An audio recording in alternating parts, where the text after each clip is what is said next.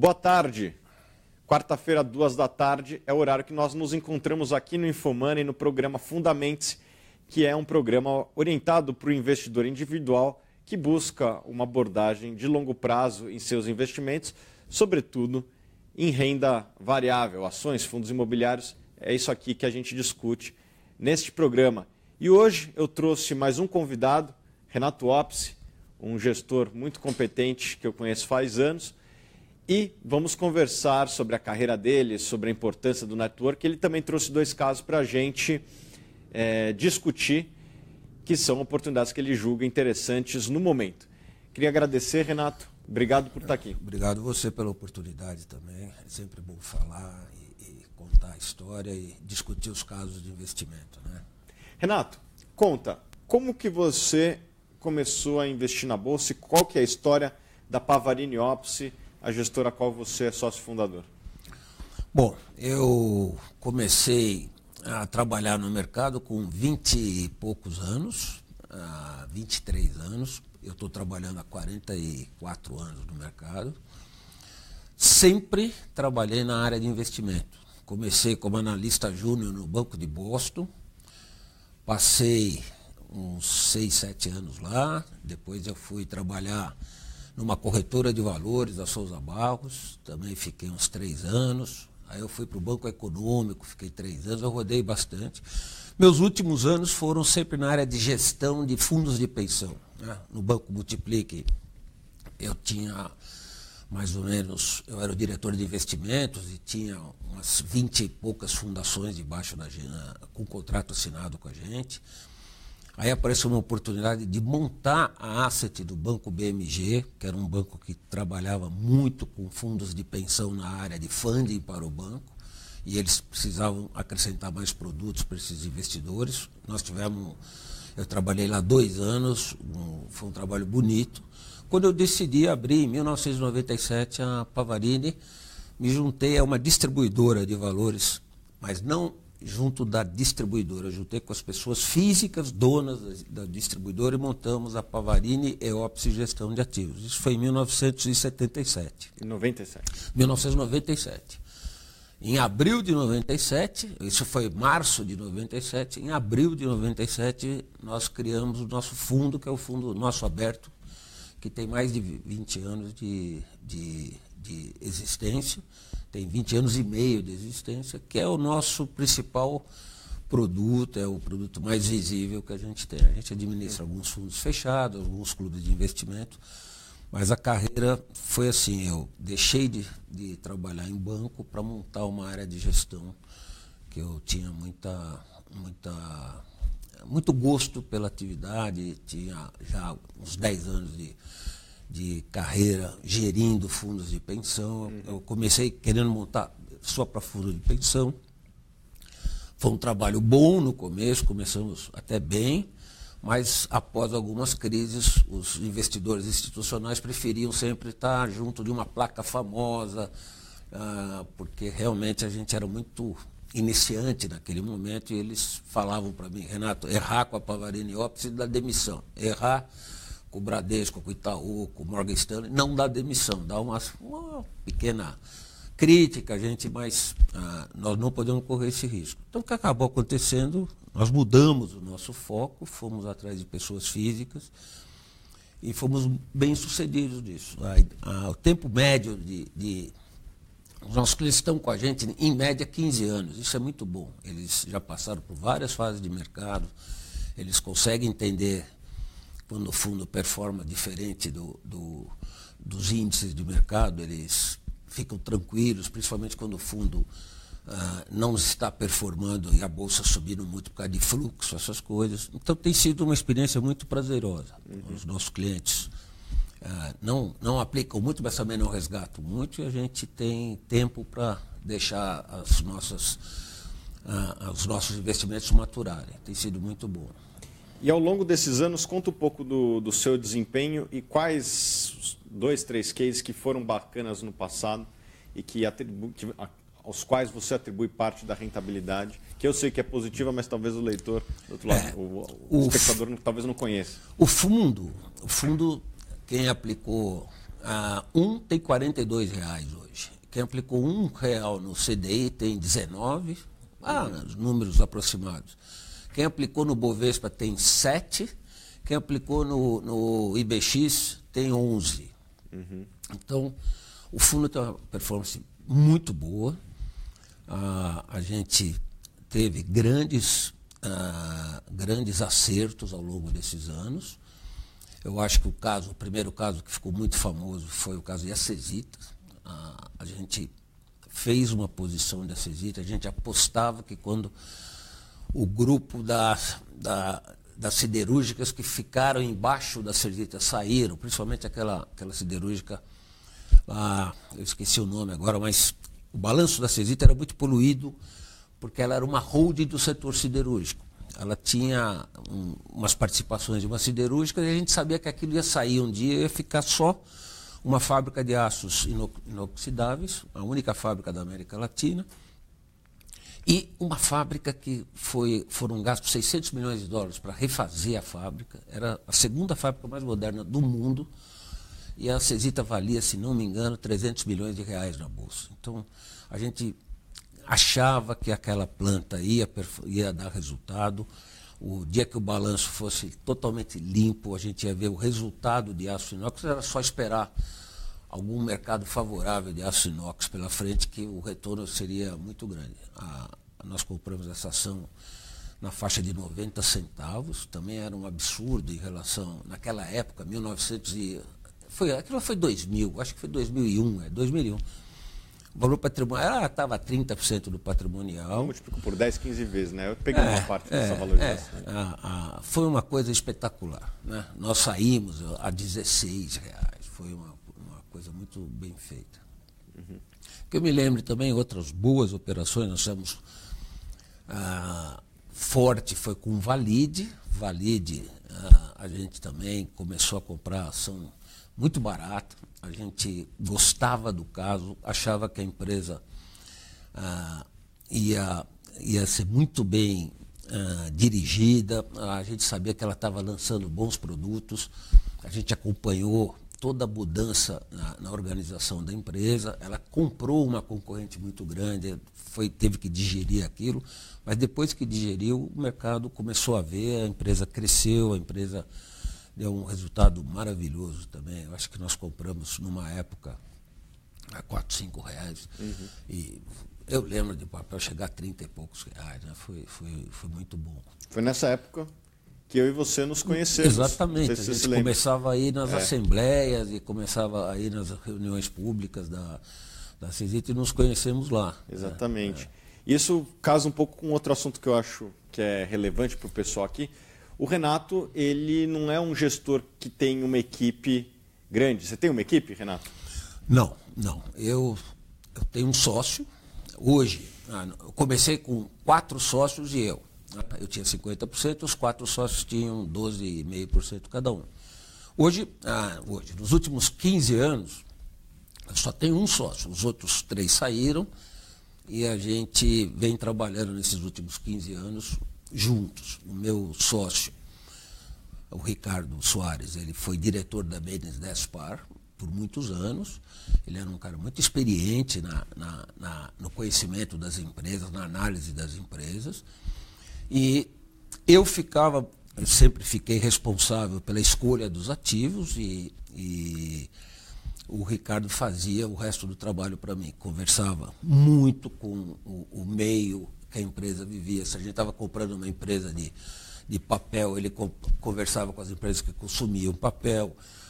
Quando no caso de Acesita, ele me levou algumas vezes nos compradores dos grandes usuários de aço inox. A gente fez um dever de casa muito bonito, a gente acompanhava tudo o que acontecia. E o Ricardo também me aproximou de vários empresários e empresas de capital aberto para a gente poder conversar fora o departamento de RI. Precisa lembrar que há 15 anos atrás não tinha um departamento de RI tão estruturado como se tem hoje. Então, o conhecimento de gente da indústria, do setor, era muito importante. Hoje as empresas estão mais estruturadas, elas têm uma capacidade de divulgar suas informações, tirar suas dúvidas.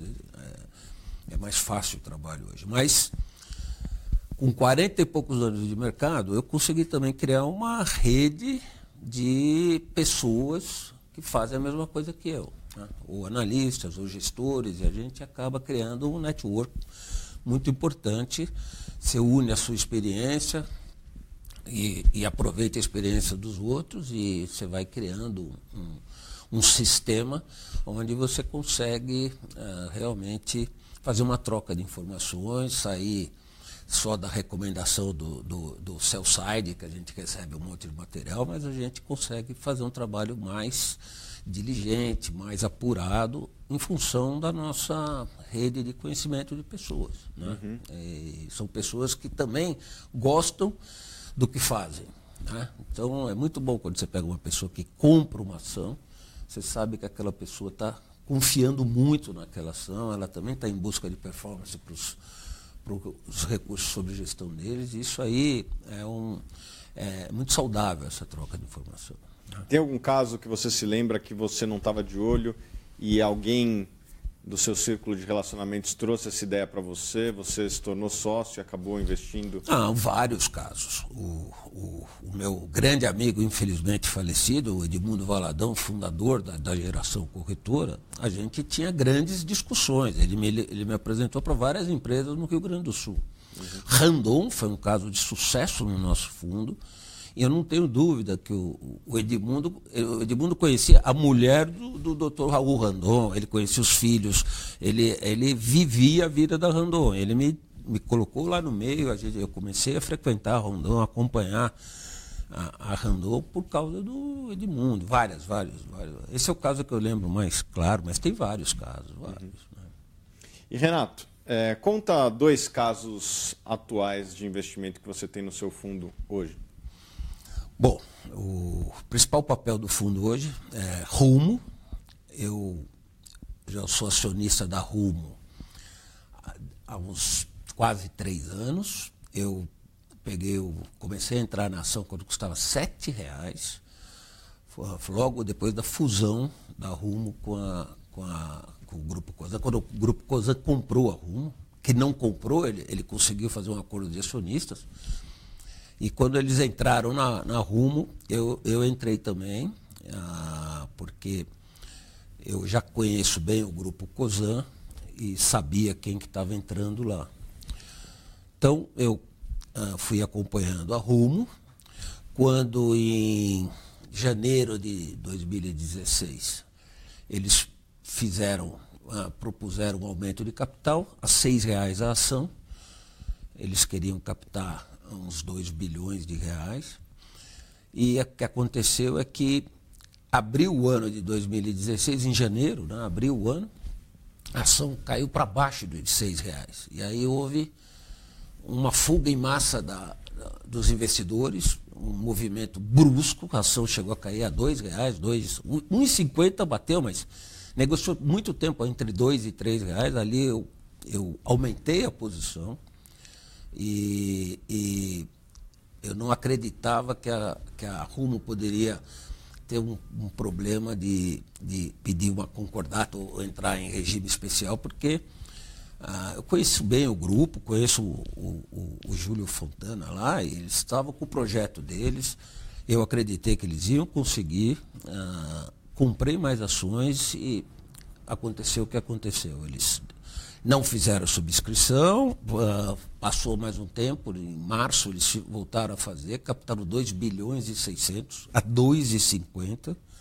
Hoje essa ação está a 12,50 na bolsa. Então você vê a velocidade da queda e a velocidade da alta. Por que eu gosto da Rumo? Acho que é uma empresa que a gente vai poder ficar muitos anos com ela, porque a Rumo, se o país entrar em alguma dificuldade mais forte, o dólar vai subir. Se o dólar subir, o agricultor mexe mais, transporta mais a mercadoria dele. Ele exporta mais, ele precisa de mais pressa, e não estoca. Se o país for bem, né, e as movimentações vão aumentando, eu acho que o grupo Rumo, o EBITDA dela vai crescer de 17 a 20, vai crescer uma faixa de 20% ao ano. Eles estão aumentando muito a capacidade de transporte deles, eles estão refazendo a ferrovia, estão gastando 9 bilhões de reais para refazer uma ferrovia, mas com ganhos de eficiência maravilhosos. Só para você ter uma ideia, uma locomotiva que antes puxava 73 vagões, agora vai puxar 120, gastando menos diesel do que as antigas gastavam. A ferrovia sendo refeita, tirando os defeitos dela, a velocidade aumenta. Então, a utilização da ferrovia aumenta muito, né? Precisa lembrar que a Rumo, que era a antiga ALL, conseguiu finalizar a descida dela para Santos há 3 anos atrás. Então, eles já tinham um investimento fazendo a segunda pista de descida para Santos. Hoje está tudo integrado, eles têm planos de melhorar muito e de aumentar a utilização da ferrovia. Se houver uma quebra de safra, 80% da safra brasileira é transportada por essa ferrovia. Ela está na região de 80% da safra brasileira, né? Então ela tem uma participação grande, ela vai ter uma participação de mercado grande, o concorrente dela é caminhão. E o que eu acho é que se houver uma seca e uma quebra de safra, quem vai perder carga é o caminhão, porque a Rumo é muito mais eficiente. Depois desses investimentos, o caminhoneiro perdeu essa chance. O caminhoneiro só vai existir quando a Rumo não conseguir transportar toda a carga que ela pode, né? Hoje ela transporta 48% da carga da região dela. Então, num problema de uma ausência, o caminhoneiro vai perder muito, a Rumo não vai perder, porque o custo dela é melhor.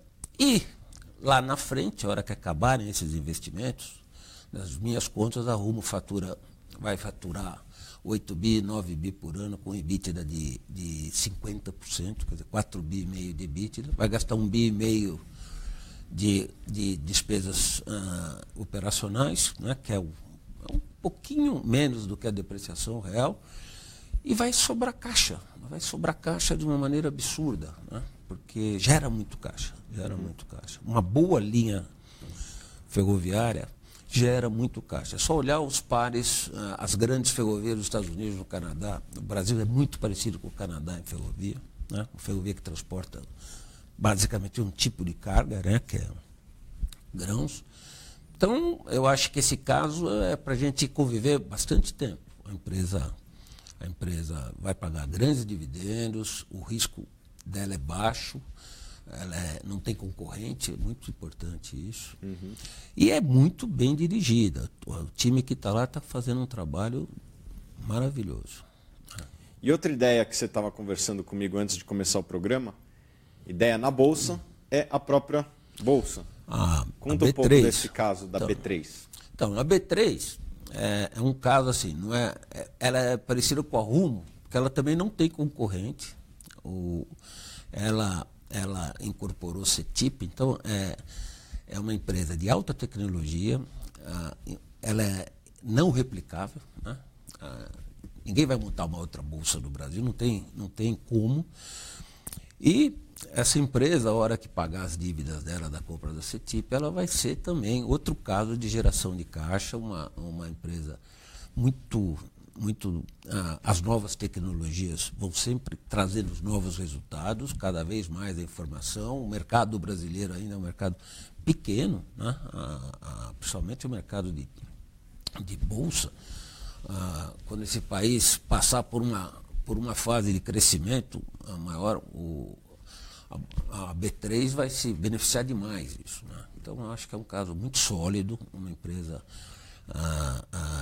moderna e que tem um chão muito grande pela frente, né? Também não tem nada que a gente possa enxergar de ameaça ao desempenho dessa empresa. O pessoal fica um pouco reticente, a gente já viu isso algumas vezes, com o risco de concorrência. O que você acha disso? Eu acho difícil, acho muito difícil.